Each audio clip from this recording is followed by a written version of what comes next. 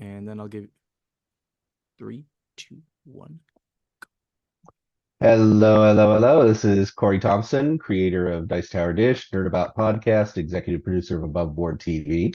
You got as many titles as me, I think, at this point. I And can this put is more. Stephen Bonacore, the Podfather of gaming. You are listening to Board Games Insider, episode 341. It never ceases to amaze me. And we are doing this on October 31st, 2024. The witching hour is upon us. Halloween is here. Board Games Insider is proud to be powered by Board Game Geek. Corey, we literally missed Ignacy only because of the time change. Europe, certain countries, Poland for one at least, goes and changes their clocks 2 weeks earlier. We change it coming up on Sunday. So he couldn't make it because he has meetings. This is during his workday. So he can't be here, but he really wanted to be here.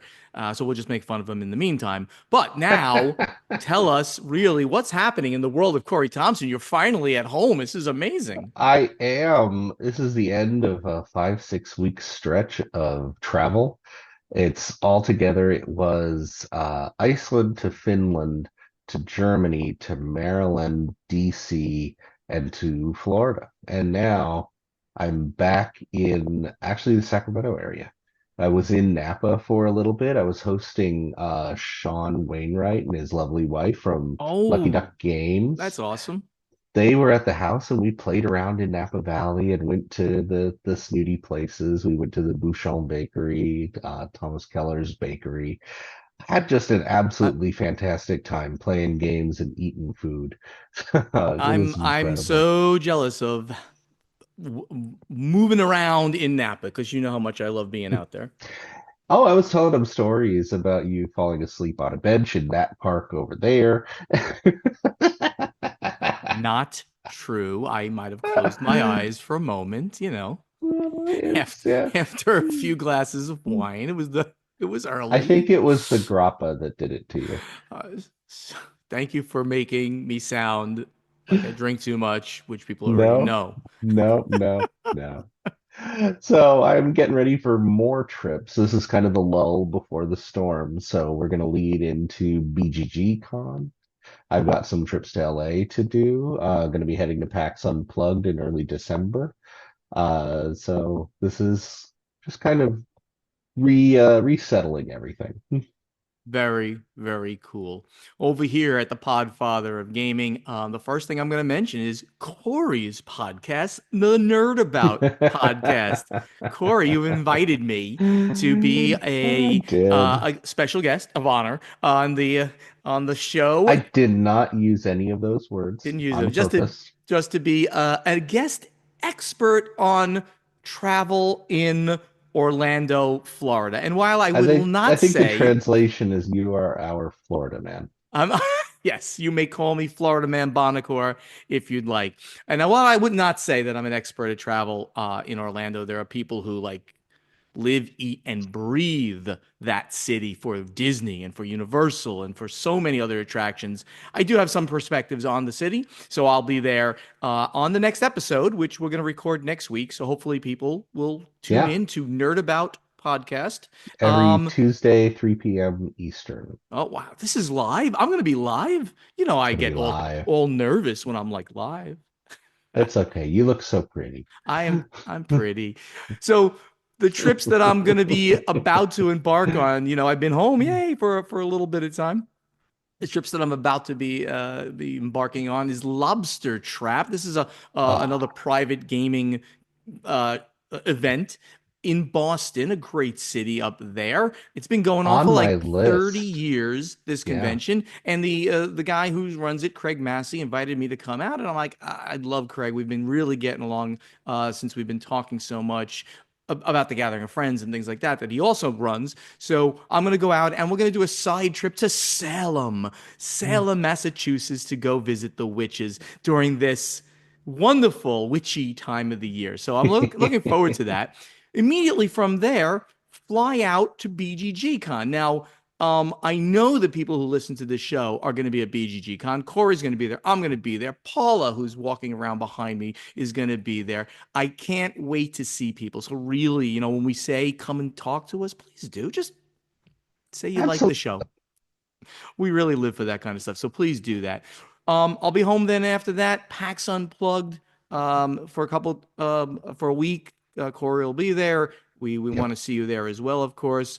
Yep. Um, Christmas with the family in New Jersey, and that's about it. I like to mention for a moment um, that Play 2Z Games is going to be having a number of releases over the next month or two or more. So be on the lookout for emails. Hopefully, you've signed up. Go to play2zgames.com. Please sign up for the newsletter. You get like one every month. It's not a lot, but you'll find out what's being released. We just hope that you guys will stay on top of it with us because brand new, small company, startup. Just check it out. We've got Kaleidos, which is a trick taking game, something Corey's gonna love.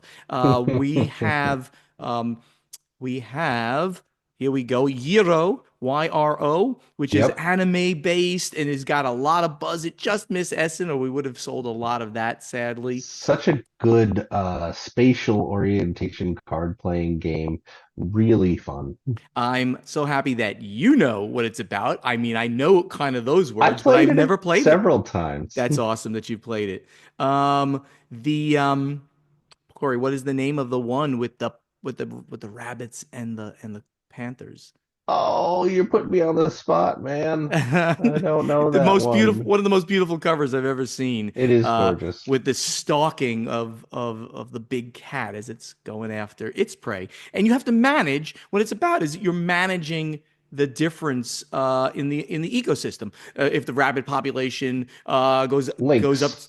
lynx. It's a lynx on the cover. The rabbit Why did population you gets. say a rabbit? It's got a lynx on the cover. No, I said there's a big cat on the cover, a lynx. And he's stalking prey.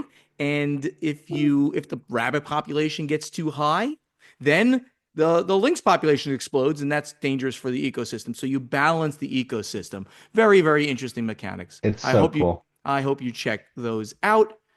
King's Coalition is a hand Yep. management game, and there'll be others, of course. In the meantime, let's go to the event deck. All right. So we have a bunch, not as many as usual articles. So it's a slower news week. But the first one is from Board Game Wire, and it's Matagot. We have a couple of things we're going to talk about here from Matagot. They're going to stop publishing heavier games like Kemet, Innis, and they're going to shift to family and children's titles. Corey, what do you know about this? Uh, just from the article, I mean, Matago is really famous, especially for the ones that you listed, but lots of heavier things. Matago also known for having a number of sub companies, things like Colossal and Surfing Meeple. But it says Colossal will handle games in the Kemet, Inish, Yucatan, and Galactic Renaissance lines, and in return transfer titles, including Papillon, Almost Innocent, and Reload to Matago. So they're reshifting which of these divisions has which of the games. So the Matago line is going to be for family friendly. Very cool. And Uh, with this announcement, I think they also mentioned it, and it was on ICV2 as well. We don't normally do new game announcements, but uh, Mission Red Planet is going to be re-released by them, isn't it? and it's a classic. Mission It Red is. Planet has been around for forever. It's your classic play your cards in your hand in a certain order. You've all got the same cards for the same people. The order you play them is important because everybody's got the same hand. It's a Bruno Catala and Bruno Faduti, two of my favorite Brunos. And it was originally released in 2005. So Yep. this is definitely an evergreen classic. And it fits with that family friendly, plays up to six players in not too much time. Yeah, this was a game that I played a lot before there was a Stronghold games. And of course, the theme appeals to me, but this is ostensibly a hand management area control game where you're trying to control areas of Mars for the good of the planet and all the peoples of Earth. You're not trying to kill people, who are from other companies or anything like that, which I think you kind of eliminate them in certain times. But and it has at least the original version kind of had a steampunky feel and look to it. It looked to it, we'll say that way. Yeah, Really and they're good. I've changing liked the this art game. to a more modern sci-fi Yeah. art Yep. from the steampunky Yep. stuff. Right. More minis, a more modular board, things Yeah. like that. Yeah, I really like this game. This is one of those things that I haven't brought out in a while, but it's on my extensive library out there. I'm gonna play it in honor of them bringing it back. So Corey, we don't really do as much in the collectible card game genre, but Magic the Gathering announced something pretty interesting this Yeah. week, and it was on ICV2. What is it? So again, I am not an expert in the Magic tournament arena or the Magic rules or legality, but I found this really interesting. For a while now, Magic has been putting out sets of cards called the Universes Beyond, and they've been very separate from the standard Magic the Gathering cards that are legal for play, for tournament play. Things like the Lord of the Rings set, Assassin's Creed, Warhammer. There's been all sorts of sets.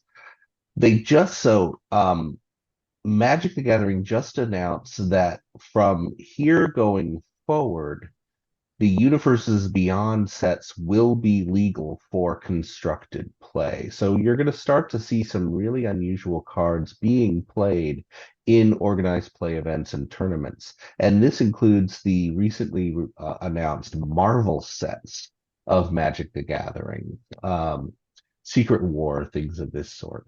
So yeah, pretty So soon you're going to have Spider-Man fighting for you. that is weird and interesting at the same time. It will only include universes beyond moving forward. So Yes. sadly, the Lord of the Rings and the Assassin's Creed universes beyond will not be part of this rule set changed.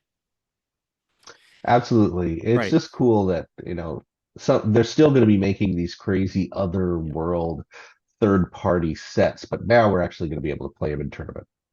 Right. And I'm gonna have to uh, watch my emotions on the next thing because it's very, very sad news we have. Yeah. A good friend of ours from the game industry in her past passed away over the last week unexpectedly, um, and her name is Amber Cook. About 40 years old. I don't know if that's exactly right. Approximately, leaving behind an 8-year-old child. I her partner Paul, um, obviously devastated. He owns one of the greatest board game stores in the world. I was there early on before he's even done crazier, bigger, most beautiful things with his store. Shout out to the oh god, Games and stuff. games and Yeah. stuff. Thank you. In the Baltimore area. Yeah. I Yeah. my In heart goes Glen out. Burnie. My heart goes out to Paul and everybody who knew her. It was devastating news because and so Yeah. young, leaving child, Paul, and everybody was shocked It's by the news. it's a very unusual perspective for me because I knew of Amber. Of course, Amber had worked for most of the major companies in Yeah, some form of communication and marketing, had worked with Steve Jackson, North Star, Looney Labs, Asmodee, was one of the members of the American Tabletop Awards, a founding editor of her podcast, 100 Games Project.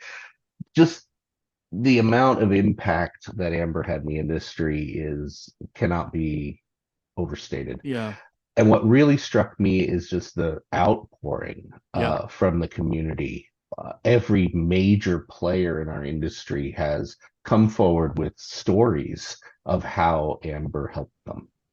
Um, and I only got to actually meet Amber about 2 weeks ago. that's amazing. When I was in Maryland, I spent a day at the store and hung out with Paul and Amber, who were absolutely delightful. So this is I didn't know Amber well, but I wish I had the opportunity to. I'm so sad about this. Paul, sorry, and I just don't know what else to say. I'm hoping maybe even to get to the service that's up in Baltimore because it's going to happen in a couple of weeks. So I know this is very sad for everybody, and Corey and I are emotional about it. But these kind of things, these little obituaries about the people that we know and love in the industry, I think they're important that we do bring these Yeah. out. Okay, let's get over to strategy and tactics. All right, we have Kirk W from Germany. He's the at the corset maker. I love that one. Uh, He actually Stone. is a corset maker. I get a chance every time I'm at Essen to work with Kurt. He's just such a nice dude. Does he play Rococo a lot? I mean, was he making dresses and I things? think he does. Yeah. Stonemaier Games, he has Stonemaier Games game rollout method is quite successful and always generates a lot of attention for every one of their releases. Do you think this model would work for other companies, or is it only because Stonemaier's position within the industry that enables them to do this? If the former, what companies do you think would most benefit from this model? In the various companies that you three have worked with, have you ever tried this model? Was it successful? So let me point out that Stonemaier and Days of Wonder, certainly pre-Asmodee, both created a model that was very interesting. Yeah. Days of Wonder created one release per year.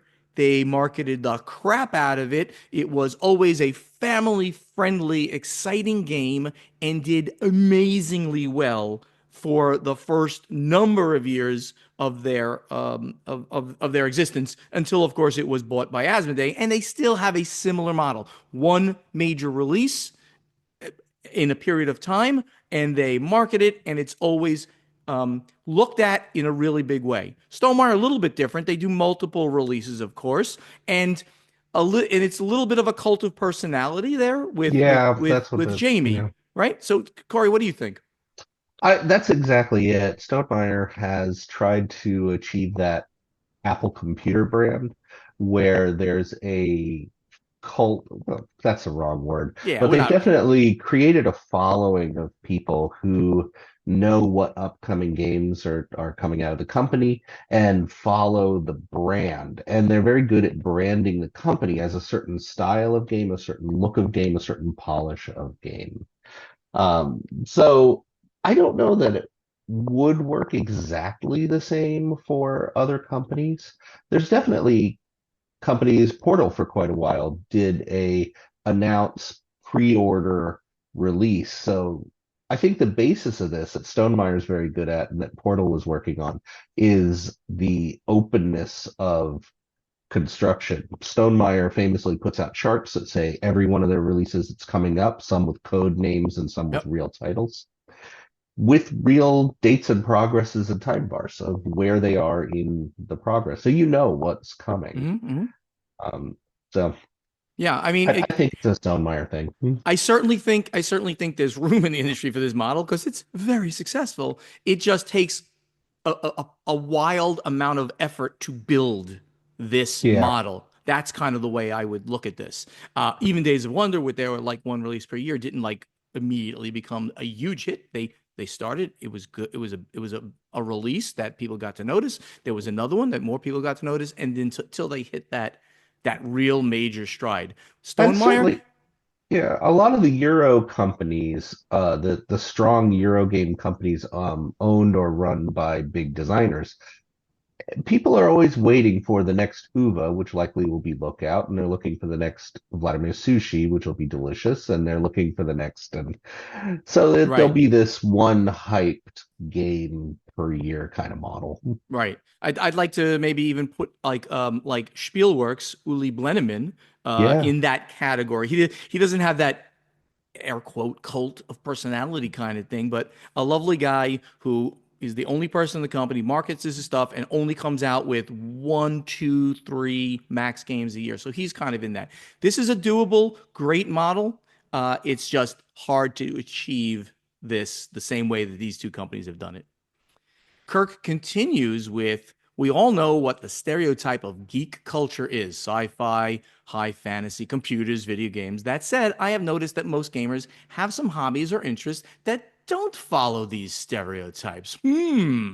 For example, I love fashion and knitting. Surprising that he loves those two things at the corset maker. Do you have any hobbies or interests that you would like to place you outside of traditional geek culture? I think we talk about this a lot, but it bears mentioning that I am a connoisseur of fine beer and wine. A little bit less with spirits, but I do like the single malt scotches specifically.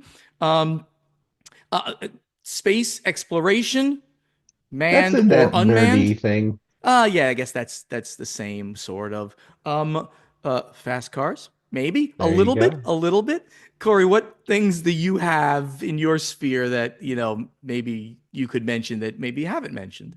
I mean, borderline nerdy is, I'm an old entomology buff. I'm into bees and insects and things like that. I'm collecting Gross. kits. That's gross. I do jamming and preserving, grow fruit, make jams.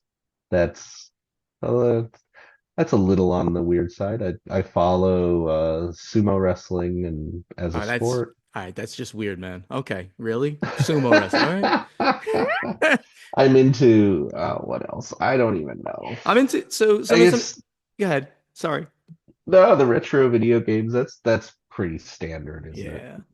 I'm into cooking these days. Again, not like a huge hobby or anything like that, but Paula and I, we get our ingredients from plug to the huge company Hello Fresh. We love doing that because you have to prepare it from the base ingredients. There's nothing that comes, Sure. ready for you, and we love it. Now, if you don't have the time to do it, that of course is a thing, but the price is even good. I mean, if you go out and buy these ingredients, it costs so much money. They ship it to you. It's great. So cooking has been fun. We watch cooking shows. We love the Gordon Ramsay stuff as he's yelling at people for no good reason. It's kind of fun. It's the way I deal with Corey. I got to yell at him all the time for being late on the show. Oh, thanks.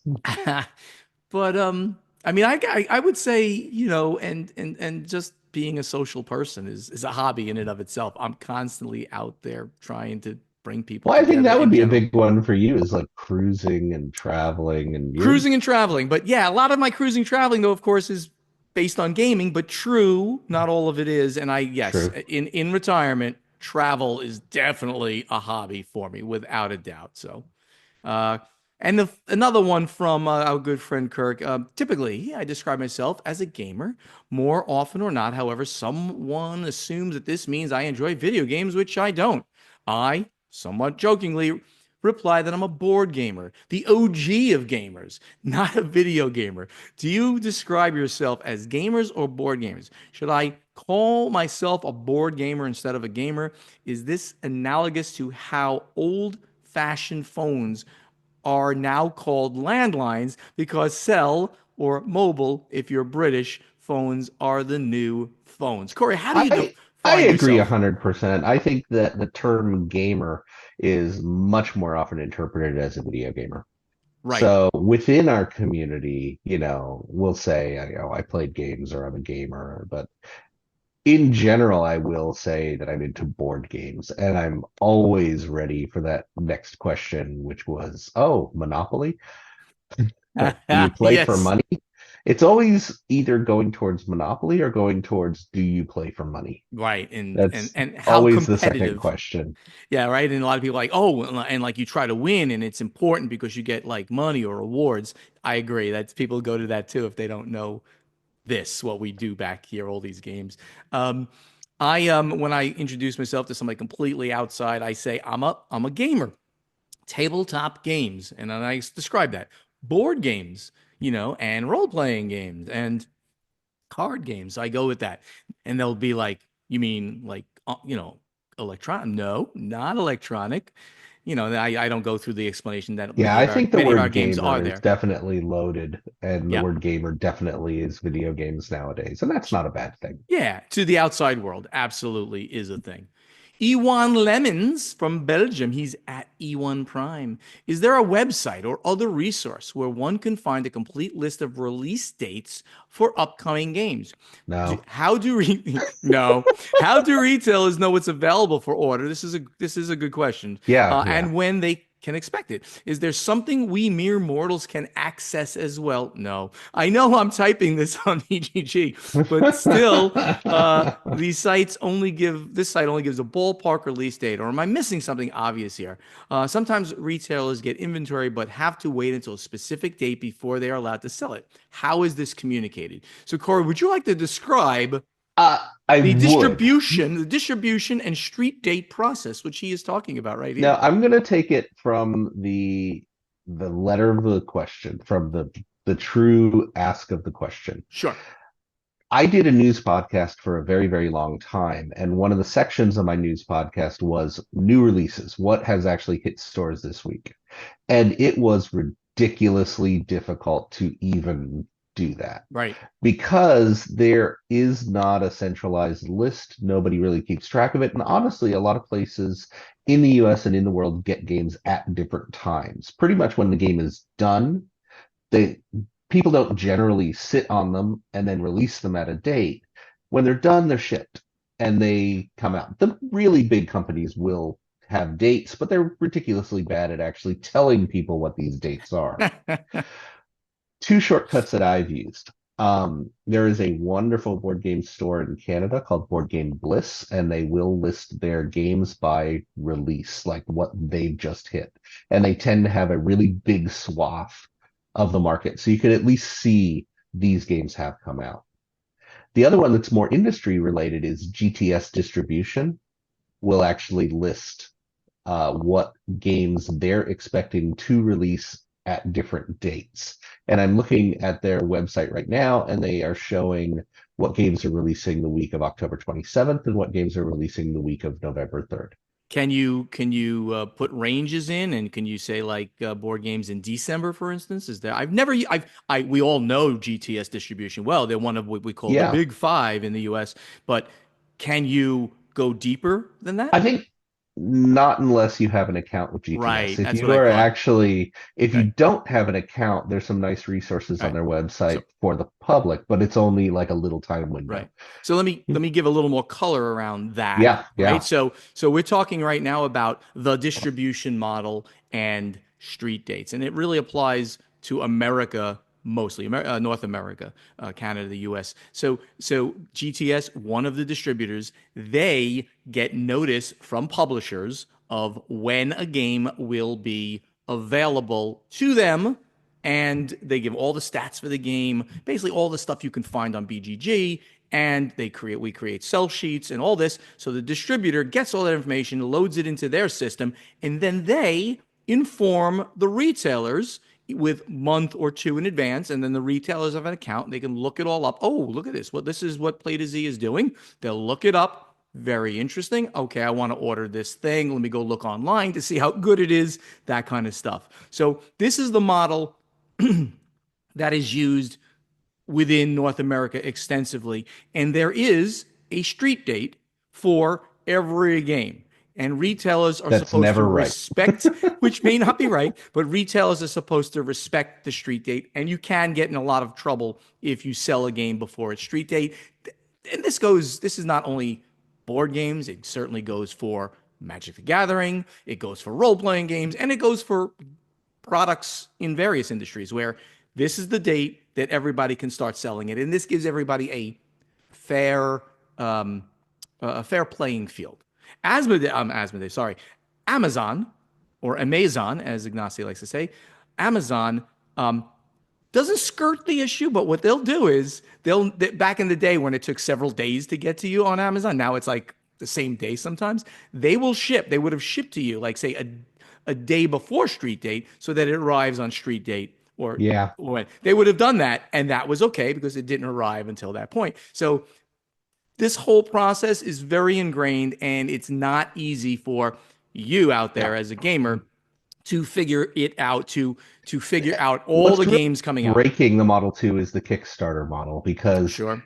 Kickstarters deliver when they deliver. And Yep. at this point, I'm going to say it's a good 40% of the games that we anticipate that we consider new release games, maybe even 50%, that don't come from a distributor. They are a Kickstarter, and everybody is waiting for them to deliver from Kickstarter. And there's no centralized list of that as either.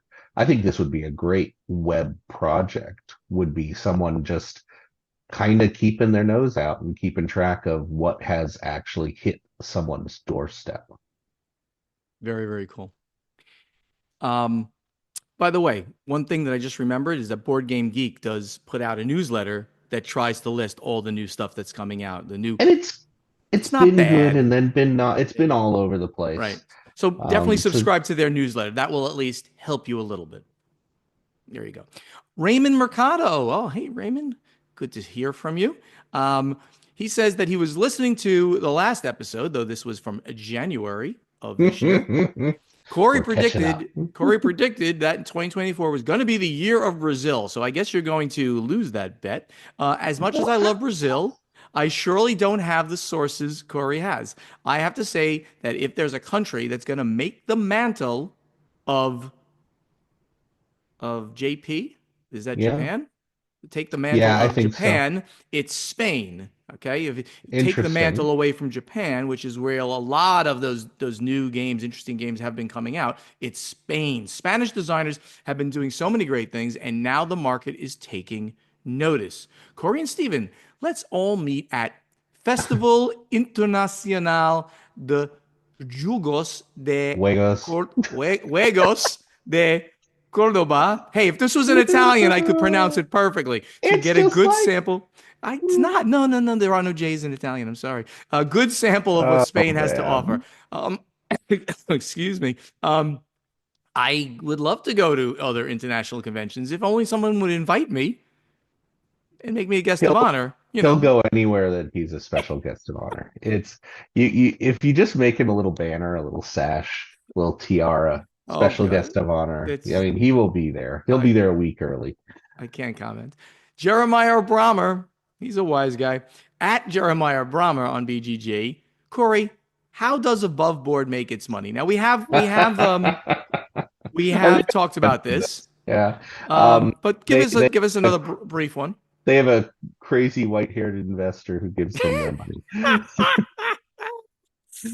But you make Above money on renting out your studio That's to exactly oh, what it is. Above Board is a full functioning film studio in the XR/AR space. So we have virtual sets and green screen and robotic cameras and motion capture and all this. So the purpose of Above Board, although we, the owners, have fun with Above Board, trying to make really cool videos and things within board gaming, Above Board is a Hollywood industry rental studio, and that's where the money comes from. very cool.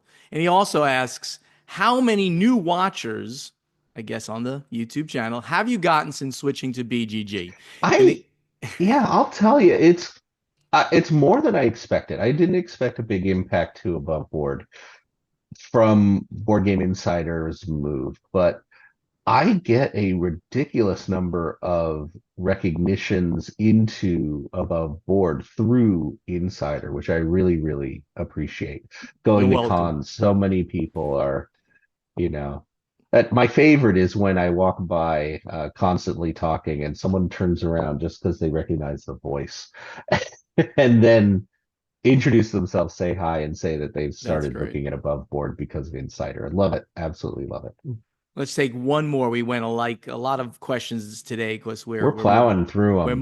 we're moving fast, and it's easier obviously when there's two versus three. But we want Ignacy here. So Ewan Lemons, who asked us a question before from Belgium, how are wooden components made? Recently, we played Brazil Imperial and noticed they really are made the effort of giving every player different wooden ships. Sometimes Yeah. the differences are subtle, but they are different. I assume the cost isn't as big as creating new molds in plastic.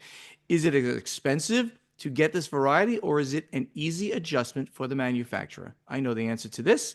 It is Mhm. actually quite easy. It probably costs a little bit more to do, say this 4-player game to make every ship and I assume there's more than one ship per player. It's a it's a little bit more expensive, probably. The way it works is they take a long strip of wood.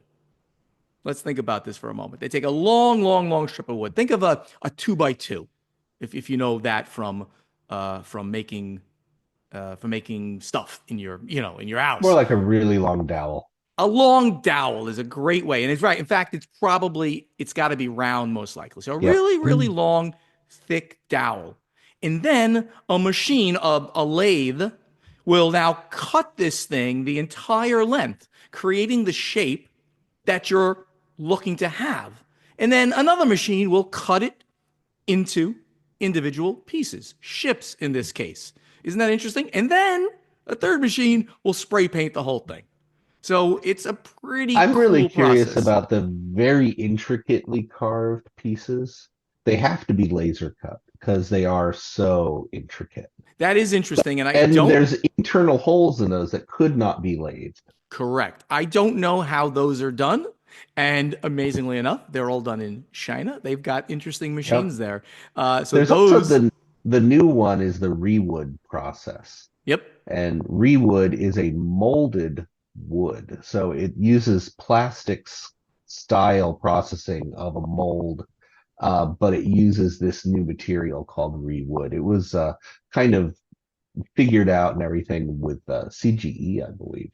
Yeah, and we went through as much as we knew about it on a recent episode. If you want to hear more about rewood, reused wood, you can go check out a previous episode about 3 weeks ago. We went through that in detail. Sure. Right now, we've got to go to play testing.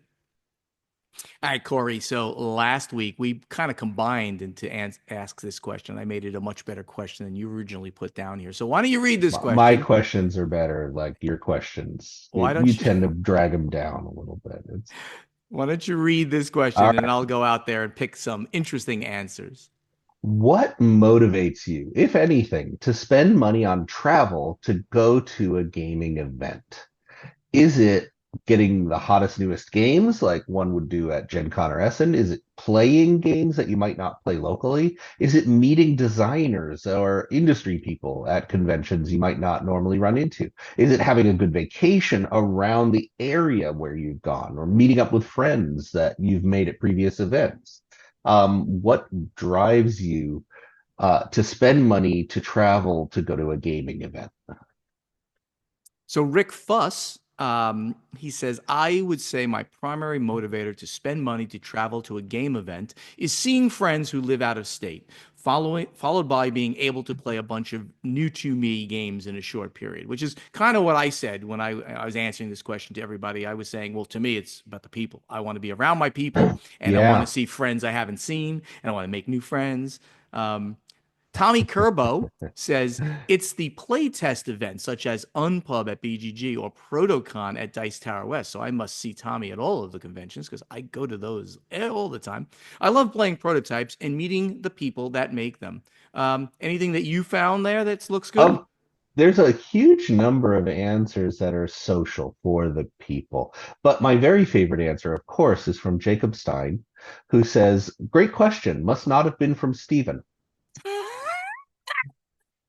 You're such a jerk.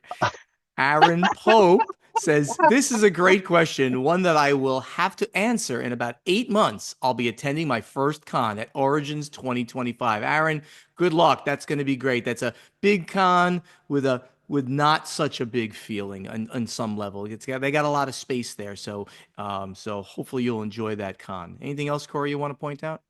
Yeah. Um, it's again, Sean Fleury, friend of the channel. The only Yeah. gaming event that I attend these days is the Dice Tower Cruise, partially to get to see places I normally wouldn't be able to see, and partially to get away from the Northeast winter for a little while. He lives in Maine, Oh, so oh, if that trip ever stops being a good vacation, then I'll start looking for something else to attend. there you go. And then he's asking when the next CoreyCon is. Oh, Oh, maybe. Who knows? That'll be a I good one. We should do another I one. gotta think about that. I know, I know. With all my free time, There you go. So, Corey, you did come up with the next question. So, why don't you which read is that why one? it's a good question. Go ahead, man. So, what is your preferred way to learn the rules to a game? This is such Is a good it question. to be taught by a friend, via rulebook, via instructional video, or something else? And I can tell you for me, I generally will learn. My preferred method would be for someone to teach me. But I always, after I have a first teach, either from a video, an app, or a person teaching me, I always go back and read the rule book. And that's what cements it home, is seeing the rule book after I have a general idea of how to play. That's Yeah, my so standard. so for me, I agree with everything you're saying. Taught by a friend is always my favorite, but not everybody is a particularly good teacher, even some of my close friends. But like my It buddy can go astray. yeah, Yeah. my buddy Chad, who's a listener, and we hang out as much as we can. He's back in New Jersey. Chad, come on, move to Florida, please.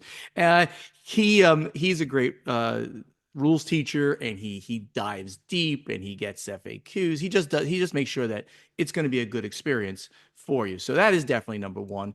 When I don't have a Chad around or a good rules teacher, those instructional videos are so good. So Paula and I learned Gnome Hollow fairly recently by looking at Rodney's video. Which Sure. big shout out to Watch It Played and Rodney Smith. He's amazing.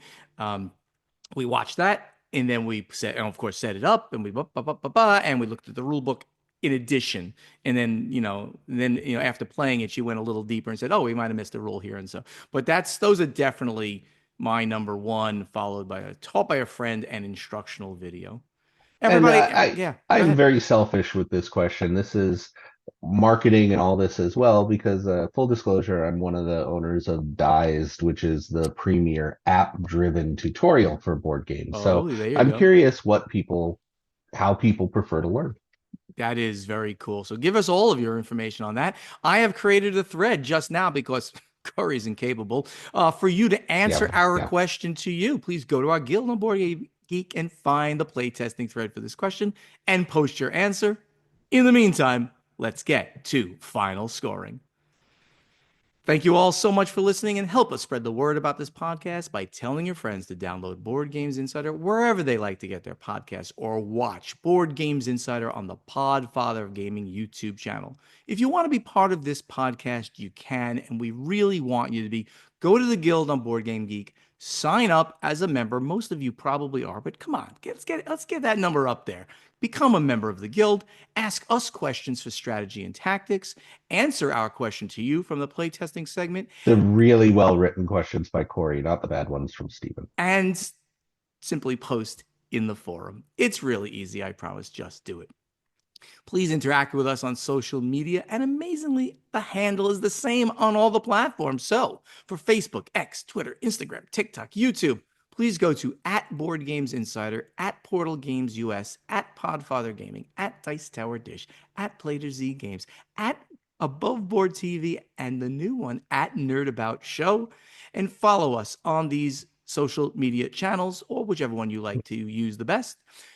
Please speak directly to us right there on the channel and check out our websites as well, which go by the same names.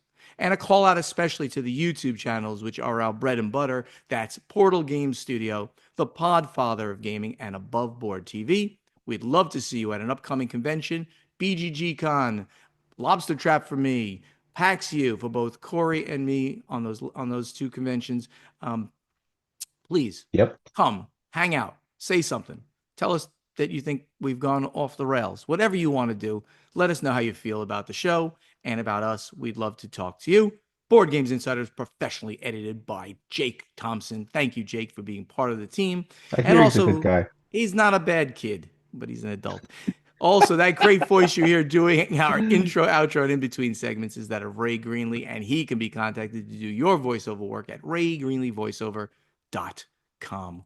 Corey, anything else to impart to our amazing listeners?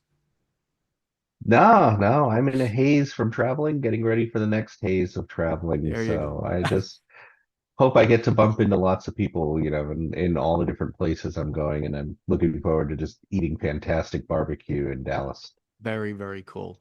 All right, everybody. Great to see you all. We'll see you again next time. Bye bye. See you later, everyone.